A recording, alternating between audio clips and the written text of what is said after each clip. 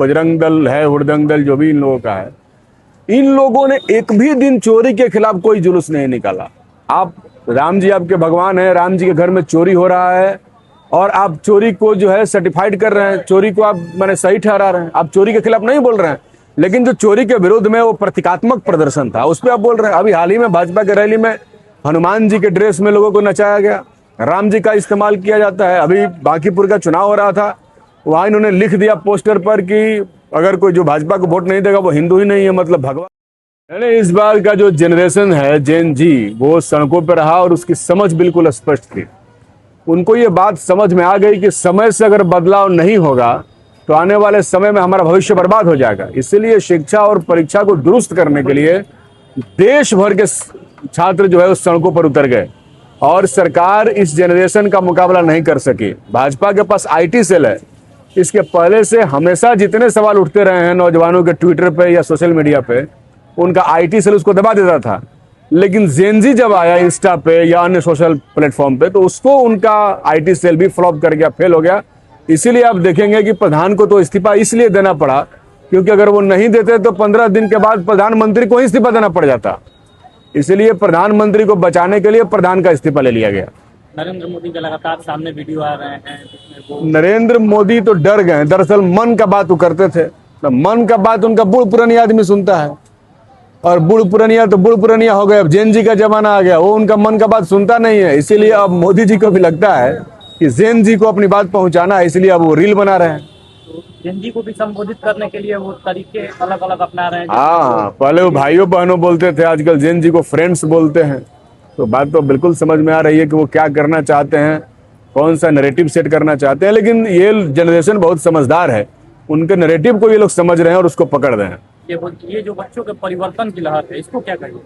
नहीं, ये बच्चे बहुत समझदार हैं, बहुत ठीक से हैं। हालांकि इनको बदनाम करने की कोशिश की जा रही है। हमने देखा कि आरएसएस के एक व्यक्ति के तरफ से इनके बारे में गलत बोला गया। कंगना रनावत ने इनको बहुत गलत भाषा में इनके बारे में बोला।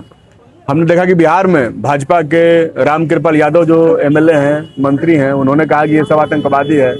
उनका एक विधायक उनको गुंडा, एक विधायक बांग्लादेशी खालिस पाकिस्तानी बोल रहा था। तो ये सारे लोग नौजवानों का अपमान कर रहे हैं, लेकिन नौजवानों ने बहुत ही मजबूती के साथ अपनी लड़ाई लड़ी है और भाजपा को पीछे धकेलने के लिए उसने मजबूर कर दिया।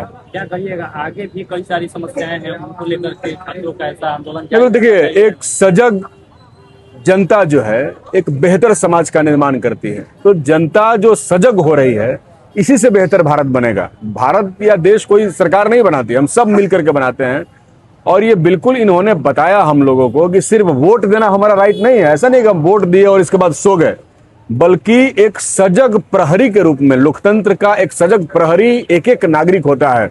और नौजवानों ने बताया कि हम इस देश के लोकतंत्र का, जिसको डॉक्टर अम्बेडकर ने संविधान लिखा बाबा साहब ने, उसके हम सजग प्रहरी हैं और प्रहरी के रूप में इस देश के नौजवान आए हैं।